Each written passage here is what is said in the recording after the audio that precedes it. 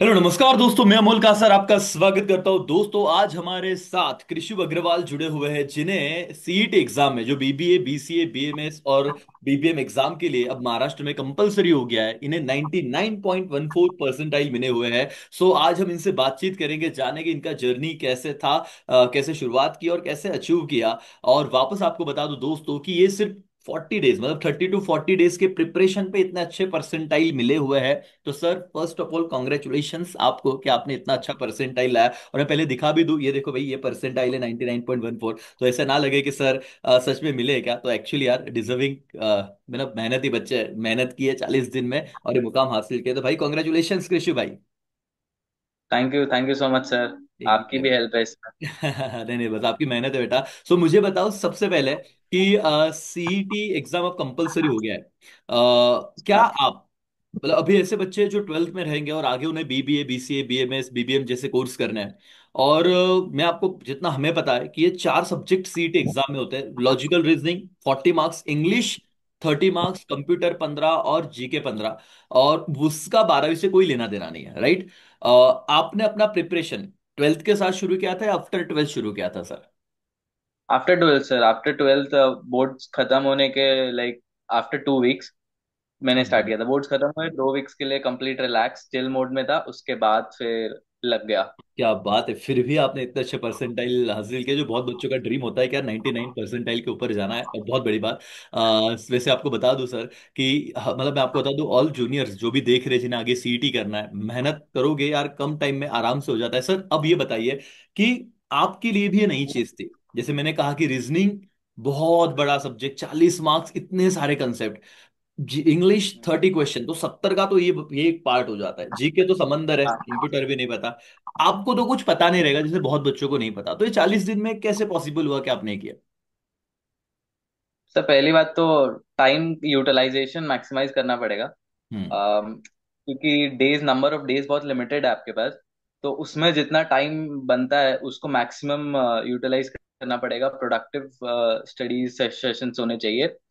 और जहां तक आपने रीजनिंग और इंग्लिश की बात की, तो वो कॉन्सेप्चुअल है, स्पेशली रीजनिंग। तो हम्म। रीजनिंग के आपको टॉपिक बहुत क्लियर होने चाहिए। जितना भी जो मेन टॉपिक्स है, हेड टॉपिक्स है, वो आपको क्लियर होने चाहिए। अगर आपको वो क्लियर है तो जो अंदर उसके क्वेश्चंस है वो आप कर लोगे सॉल्व।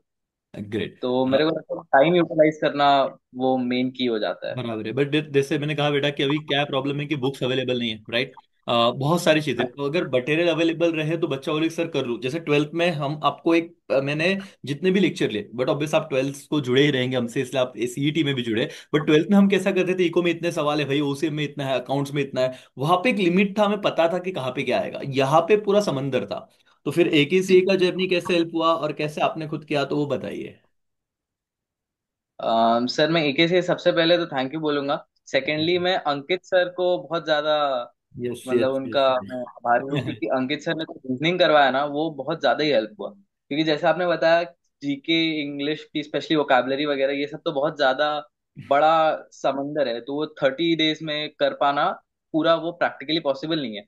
बट ये रीजनिंग ऐसा चीज है कि वो एक तो बहुत ज्यादा वेटेज है, उसका 40 मार्क्स का वेटेज है। यस। सेकेंडली, उसमें टॉपिक्स जो है वो थोड़े लाइक पता है कि हमें ये आ सकता है। हम्म। कोडिंग डिकोडिंग है, ये सारे टॉपिक्स है। तो अंकित सर ने बहुत अच्छे से समझाया, स्पेशली जो उनके लेक्चर्स थे, लाइव लेक्चर्स थे। उन्होंने एक एक क्वेश्चन, एक एक डाउट्स पे काफी वो किया। और नेहा मैम ने इंग्लिश पे काफी वो किया। देवाशीष सर थे, आप थे। तो हमें मुझे हेल्प तो बहुत, स्पेशली रीजनिंग में तो मैं बोलूंगा कि यस अगर यस, क्योंकि ना अंकित सर नहीं रीजनिंग हो। में डर डर बहुत होता है, और इसलिए हमने वो स्पेशल, मतलब आपको बेटा जो कोर्ट में सर दिख रहे हैं, दया मैम के साइड में अंकित सर है, मैं आपको बता दूं, जो बच्चे अभी नए हैं। और क्या होता है ना, यही दिक्कत होती है कि रीजनिंग ये सब्जेक्ट थोड़ा मैथ्स जैसे लगता है बच्चों को। और उसमें करे क्या, मतलब पूरा नई चीज है, 40 दिन है, उसमें इतना कवर करना। तो मतलब दोस्तों, मैं आपको कह रहा हूँ कि आपको जो फैकल्टीज मिलेंगे या जो भी हम प्रोवाइड करेंगे, क्योंकि आपने ट्वेल्थ तक मुझे देखा था, तो आपको मुझ पे भरोसा था। और प्रॉब्लम ऐसा था कि सर बाकी क्या, मतलब रीजनिंग तो मेन 40 मार्क्स है, वही तो परसेंटाइल आने में आपका मतलब आर या पार की बात उधर ही होती है, और रीजनिंग नहीं होता क्योंकि मैथ्स का डर है। आपके पास 90 मिनट में 100 क्वेश्चन है। तो दोस्तों जो अंकित सर की, मतलब आप देख रहे हो खुद ही स्टूडेंट तारीफ करे, पहला भी इंटरव्यू मेरा ये भी है। तो वो उतनी जान डाल के पढ़ा रहे, उनका जो अनुभव है बच्चों आपको जरूर काम में आएगा। मतलब अभी भी मैं आपको कह दूं कृषि भाई की, अभी वो बच्चों के लिए ना वो रिकॉर्डेड बैच भी मैंने जो वापस री एग्जाम एडिशनल एग्जाम देने वाले अगले साल जो लेंगे, क्योंकि अभी ये पूरा एप्लीकेबल रहेगा ही, उनके लिए मैंने वो कोर्स कहा है कि आप ले लो यार, मतलब करो अच्छे से। 999 में ही फिलहाल दिया है आपने, तो भी वो 4,000 में खरीदा था। तो क्या कहोगे कि ये वर्थ है कि नहीं है? वर्थ तो डेफिनेटली है, वो दिख रहा है रिजल्ट में कितना वर्थ है और कितना नहीं। राइट राइट, नहीं अह, मतलब आपकी जो बाकी मेहनत है। ऐसा भी नहीं है कि आप कोर्स खरीद लो और फिर निश्चिंत हो जाओ। आपको अपना तो एफर्ट पुट इन करना पड़ेगा, बट जो सामने से टीचर्स कर रहे हैं वो डेफिनेटली वर्थ इट है। और आप, हमने जो प्रॉमिस किया था कि एवरी सैटरडे, मतलब बहुत सारे क्लासेस में ऐसे हो रहा था ना, क्योंकि पहले तो एक कोर्स नया है, और उसमें मुझे पता है कि अभी महाराष्ट्र में बच्चों को ना गाइडेंस भी नहीं मिल रहा था, तो हमने वो टेस्ट एक ही ऐप पे प्लान किया था। आप वो टेस्ट देते थे क्या? हाँ सर, मैंने मॉक टेस्ट तो सारे दिए हैं। और मॉक ग्रेट। टेस्ट पे तो और मैं खुद बोलने वाला था कि मॉक टेस्ट एक सबसे ज्यादा इंपॉर्टेंट चीज है, क्योंकि टाइम बेस्ड एग्जाम है, राइट। 90 हम्म क्वेश्चन 100 मिनट्स, तो टाइम बेस्ड जो है आपको स्पीड मेंटेन करना आना चाहिए। वो तभी आएगा जब आप मॉक टेस्ट दोगे, क्योंकि बोर्ड्स में ऐसा नहीं होता। हम्म। ये थोड़ा डिफरेंट है सीईटी में। तो वो तभी आएगा जब आप maximum to maximum mock test दोगे। तो जो आपने मॉक टेस्ट प्रोवाइड किए थे, sectional mock test, full mock test, वो तो डेफिनेटली हेल्प करेगा ही करेगा। और ना मुझे भी दोस्तों, किया। हमने सीईटी सेल वाले भी कुछ क्वेश्चन लिए थे, 5 पेपर जो उनके थे, वो भी लिटरली वो भी करवाए थे, वो कमिटमेंट नहीं था लेकिन कराए। और मुझे पता है कि बच्चे बहुत होशियार थे, लेकिन उनकी मेहनत लगेगी वो भी हमें पता है, बट हमारी तरफ से जितना हुआ हमने दिया। और 40 डेज में, क्योंकि मैंने ऐसे भी देखा है सर, मुझे कुछ बच्चों के फोन आए थे कि उन्होंने ऐसे किया कि, मतलब क्योंकि अब ये थर्ड ईयर आने वाला है, तो कुछ कुछ लोगों ने 40-50 हजार फीस दिया, शुरुआत से पढ़ना शुरू कर दिया, और उनका परसेंटाइल अभी आप हम देखते हैं तो 40, 60, 70 ऐसे आए। तो मतलब वो री एग्जाम के वक्त मुझे फोन आया था, तब उन्होंने अनुभव शेयर किया मेरे साथ। तो मैं ये भी देख पा रहा हूँ कि उतना जरूरी नहीं है। अब तक 12 40 दिन भी अगर आप फुल फ्लेज दो, मेहनत करो, तो भी आपका आराम से हो जाता है। उन बच्चों का ऐसा हुआ कि यार कर लिया है हो जाएगा, बट वैसे नहीं, वहां पे प्रैक्टिस बहुत मैटर करते हैं, और आपके केस में ऐसे था, कम टाइम है तो फोकसफुली कर लिया, याद रहा, एग्जाम में गए, खत्म बात। सो यस, ये वाली चीज हुई। सर, जो बहुत अच्छा लगा मुझे ये सुन के कि 40 दिन में हम कर सकते हैं, तो बच्चों महाराष्ट्र में आप कहीं से भी, और डरो मत, सीईटी एग्जाम आप आराम से क्रैक करोगे, प्रॉपर गाइडेंस मिलेगा ही। अब दूसरा सवाल मेरा आपसे है कि जब हम पढ़ाई करते हो ठीक है, अब एग्जाम में जाते वक्त बहुत बच्चों को ऐसा है कि वो कंप्यूटर बेस्ड एग्जाम है, हाँ। सेंटर कॉलेज में क्या होता है हमें पता है कि इर्द गिर्द ही आएगा, आजू बाजू आएगा नजदीक, बट यहाँ पे आपको 4-5 ऑप्शन भरने पड़ते हैं। तो फॉर्म भरते हैं आपको, नासिक जैसे, नासिक में हो तो प्रायोरिटी 1 नासिक, फिर नजदीक मुंबई, ऐसे ऑप्शन देने होते हैं, राइट? तो थोड़ा उसके बारे में, फॉर्म भरते वक्त आपने कौन सी सिटी को ऑप्शन दिया था? यूजुअली जो सिटी सिलेक्ट करते हो वहीं पे लग जाता है 99%, बहुत रेयर सिनारियो में आपको कहीं और जाना पड़ता है। तो आप बताइए जरा उसके बारे तो सर मैं मुंबई सबअर्बन से बिलोंग में। करता हूँ। तो हम्म मैंने ऑफ कोर्स यहीं का प्रेफरेंस भरा था। हम्म। तो मुझे यहाँ 15-20 मिनट्स के ड्राइव पे मेरा सेंटर लग गया था। तो अच्छा। मुझे सेंटर का तो कोई इशू हुआ नहीं। जो मैंने सेंटर चूज किया था उस एरिया में मुझे सेंटर मिल गया, तो सेंटर का मुझे एज इन कोई प्रॉब्लम हुआ नहीं। वो मोस्टली हो जाता है, जो आप सेंटर चूज करते हो वो बहुत रेयर ही ऐसा होता है कि आपको कहीं दूर मिले। बाकी बराबर। आपको सेंटर रीचेबल मिलता है। ग्रेट। अभी सेंटर में जाने के बाद अनुभव बताओ, कि बहुत बच्चे ना डरते भी है ऐसे, देखो टाइम तो बहुत पंक्चुअलिटी रखते हैं, क्या सही है क्या? मतलब टाइम के बाद वो आने नहीं देते, राइट ना? टाइम तो मैटर करता है कि आप कितना लेट हो। अगर 1-2 मिनट लेट हो तो बात ठीक है, बट पंचुअल होना चाहिए, क्योंकि आपका एग्जाम है। एज अ स्टूडेंट वो आपकी रिस्पॉन्सिबिलिटी है कि आप टाइम पे पहुंचो। यस। वो और जो एग्जाम ले इस रहे हैं। एग्जाम में ना, मतलब मैंने जितना देखा बेटा, और मैं बच्चों को भी कहूंगा कि बहुत जल्दी, मतलब 10 मिनट जल्दी जाइए चलेगा, लेकिन वो हाँ। लेट आने नहीं देते हैं। और दूसरा कि ऐसे भी कि वो मोबाइल, डिजिटल वॉच, ये सब बाहर रखने को बोलते हैं, बराबर ना? हाँ, वॉच मोबाइल वगैरह वो सब आप बैग में डाल के बाहर रख दो क्लासरूम के, उसका कोई इशू नहीं रहता है। टाइम मैं भी वही बोला, मैं भी 10 मिनट पहले ही गया था कि 10 मिनट पहले जाके वेट कर लो, उसमें कोई प्रॉब्लम नहीं है।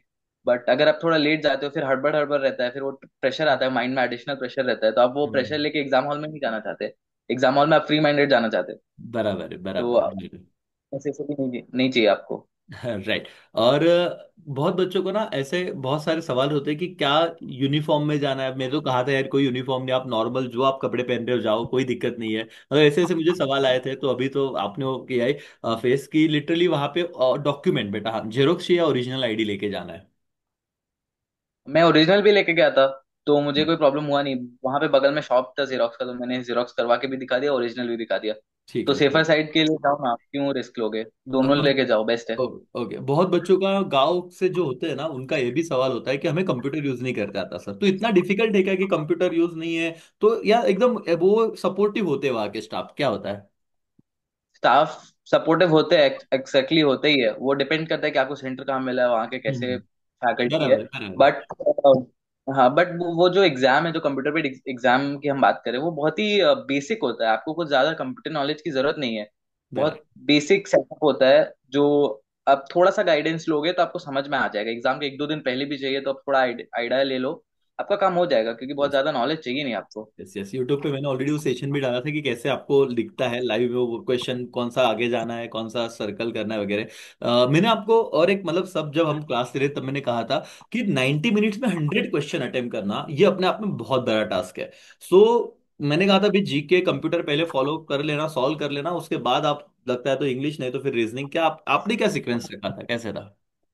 मैंने सबसे पहले तो जीके किया, उसके बाद कंप्यूटर किया, उसके बाद रीजनिंग, और फिर लास्ट में इंग्लिश किया। और उसके पीछे का थॉट प्रोसेस था कि जीके और कंप्यूटर में तो ऐसा है कि वो थ्योरी पार्ट है, अगर आपको आता है तो आता है, नहीं आता है तो नहीं आता है। उसमें राइट। कुछ सोचने वाली बात है, आपको टाइम नहीं लगाना है। तो वो जो 30 क्वेश्चन है, आप चाहिए तो 10 मिनट में निपटा दो फटाफट करके। फिर उसके बाद जो मेन टाइम है वो आप रीजनिंग पे दो, क्योंकि वहां पे आपको थोड़ा कैलकुलेशन, थोड़ा माइंड अपना चलाना पड़ेगा, थोड़ा टाइम देना पड़ेगा। तो वो 40 मार्क्स इंपॉर्टेंट भी है, और वहां पे थोड़ा टाइम रिजर्व करो। हम्म। और फिर इंग्लिश में भी थोड़ा पैसेजेस आते हैं, वो आपको रीड करके आंसर करना पड़ता है, तो वहां पे आपको थोड़ा टाइम चाहिए।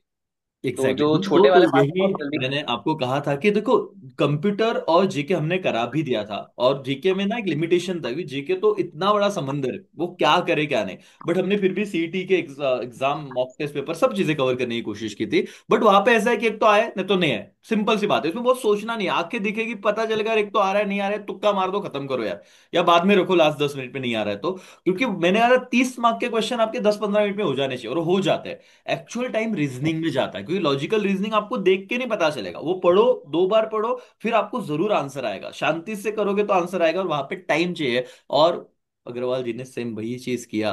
दोस्तों आप भी, मैं आपको, अगर आप जूनियर देख रहे हो तो सेम सीक्वेंस करना, अगर आप एक ही से जुड़े तो हम बताएंगे, लेकिन फिर भी आप ये नॉलेज के लिए देख रहे हो वीडियो, तो आपको पहले कंप्यूटर और जीके को खत्म करना है। 30 मार्क एक बार रिजर्व हो गए 15 मिनट में, जो भी हो, मिले ना मिले, नेगेटिव मार्किंग नहीं है। फिर इंग्लिश में पहले 5 क्वेश्चन वो पैसेज वाइज ही देते थे, वो बड़े बड़े, तो उसमें वो टाइम कंज्यूमिंग है, तो हमने कहा था पहले 5 मत कीजिए, आगे के कर लीजिए, फिर आप उस पे पैसेज पे आइए। और रीजनिंग तो भाई उन्होंने मेहनत की है, और उनका रिजल्ट आपको दिख रहा है कि क्या लेवल पे, मतलब बच्चों की मेहनत होनी चाहिए, मतलब हम सब प्रोवाइड करते हैं बेटा, लाख मतलब अंकित सर ने जी तोड़ करके मेहनत की, सारे फैकल्टी, देवश्री सर हो, नेहा मैम हो, हम हो, हमने बताया सब। But at the end of the day sir, आपका भी बहुत क्रेडिट आपको जाता है कि आपने उतना अच्छे से लेक्चर भी किए रह गए, टेस्ट भी दिए और पढ़ा भी।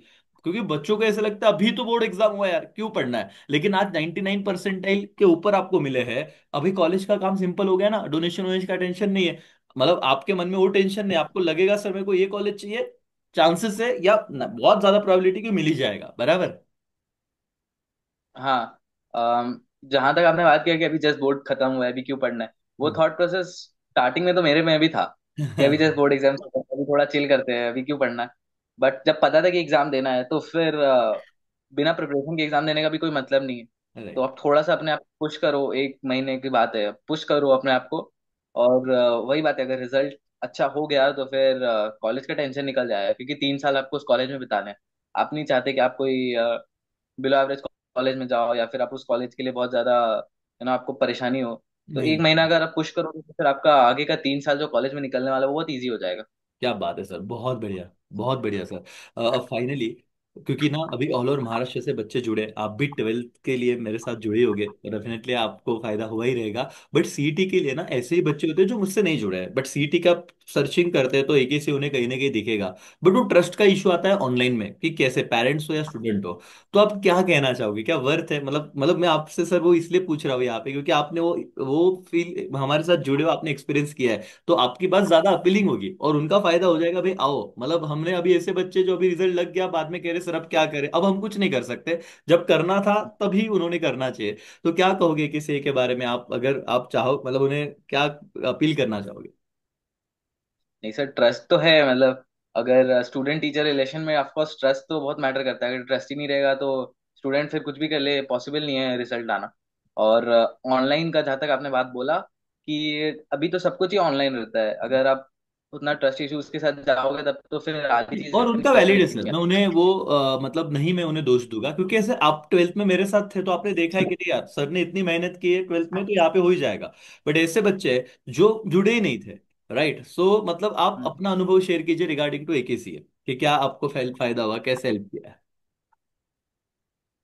सर हेल्प तो बहुत हुआ है, जैसे मैंने बताया, रीजनिंग में बहुत हेल्प हुआ, इंग्लिश में मैम ने इंग्लिश में बहुत ज्यादा हेल्प किया, वोकैबुलरी बताया, एक एक वर्ड बताया, उसका मीनिंग बताया। फिर जीके में आपने एक एक टॉपिक बताया, देवाशीष सर ने तो बहुत ज्यादा ही हेल्प किया कंप्यूटर सात के करोड़ एक एक लेक्चर के टॉपिक उठाते। 7 करोड़। वो तो ट्रस्ट का तो मेरे लिए तो कोई एग्जैक्टली इशू है ही नहीं, वो तो हमेशा देवाशीष से सर है का वो ट्रस्ट। डायलॉग था, 7 करोड़ वाला। यस। एग्जैक्टली। यस, तो वो भी बहुत फनी वे में हमने किया था बेटा। सो आप हाँ। डेफिनेटली जुड़िए, और मैं आपको वंस अगेन सर कॉन्ग्रेचुलेट करना चाहूंगा, आपने इतना अच्छा सक्सेस अचीव किया है कम से कम टाइम में, और आप मोटिवेशन और इंस्पिरेशन रहोगे आने वाले सारे जूनियर्स के लिए, कि जो ये सोच रहे हैं कि हम सीईटी एग्जाम दे, क्योंकि हाँ आजकल प्रेशर बहुत है, पेरेंट्स की एक्सपेक्टेशन बहुत है, बच्चों के सामने डर बहुत है, और सॉल्यूशन कम है, गाइडेंस कम है। जब आप जैसे स्टूडेंट सक्सेस अचीव करते हैं ना, तो वो लोग, वो स्टूडेंट जूनियर अपना हीरो देखते हैं कि नहीं यार, इन बंदों ने, इन्होंने अगर किया है 40 दिन में, तो हम भी कर सकते हैं। तो सर आप एक रोल मॉडल हो, इसलिए हम आपसे मिल रहे हैं, आपसे बात कर रहे हैं। अभी 1.5 लाख का अपना सब्सक्राइबर बेस है, वहां पे जितने ही बच्चे जुड़े हैं, हम तो कह रहे हैं कि एक बच्चे को ही फायदा हुआ ना ये इंटरव्यू से, तो हमारा ये टाइम देना सफल हो जाएगा। और थैंक यू सर, आप जुड़े, आपने अपनी बात रखी, क्योंकि एक ट्रस्ट बिल्ड करना है बहुत लंबा प्रोसेस होता है, और ऑनलाइन में खास करके बच्चों का भरोसा जीतना, तो एक ही से हम पूरी जान लगा के मेहनत कर रहे हैं। और आप जैसे बच्चे वो हीरे होते हो, जो हमको ना मतलब बहुत खुशी होती है कि आप इतना ऑनलाइन में करके रिजल्ट भी अचीव करते हो, ताकि हम प्रूव कर पाते कि नहीं यार, रिजल्ट आ सकता है, आप अगर मेहनत करो तो होगा। So thank you so much sir, आपने इतना अच्छा रिजल्ट लाया और इतने अच्छे मेहनत से पढ़ा। Thank you so much sir, आपका ऑफ कोर्स आपका तो हेल्प था ही, ट्रस्ट था, सब कुछ था। और बाकी हाँ, अपना थोड़ा पुश करो एंड में, जितना मैक्सिमम कर सकते हो, फिर आपको ही फायदा होगा, रिजल्ट आएगा तो यस, आपको अच्छा लगेगा, आपके पेरेंट्स को अच्छा लगेगा, करो उनके लिए। डेफिनेटली सर, तो यहाँ पे भी हम रुकेंगे। तो जूनियर्स, आप डेफिनेटली सीईटी एग्जाम दे रहे हो तो जरूर अच्छे से मेहनत करो, एकेसी आपके साथ है, पूरी टीम आपके साथ है, तो डेफिनेटली हम जुड़ेंगे। सो यहीं पे हम रुकते हैं। Thank you so much, bye bye, take care, जय हिंद, जय भारत।